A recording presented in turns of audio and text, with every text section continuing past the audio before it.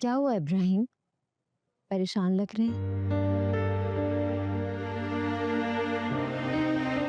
नहीं, परेशान नहीं हूं मैं, दुखी हूं।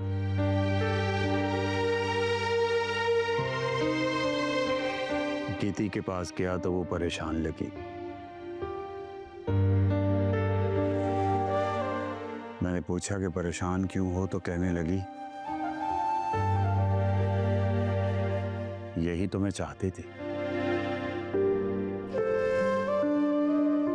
अगर इब्राहिम तुम्हारी शादी ना करवाती तो मेरी ख्वाहिश कैसे पूरी होती।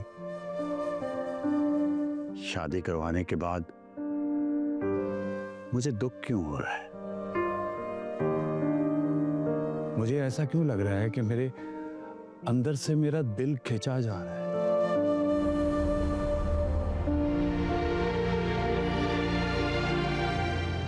गीती कहती है कि मैं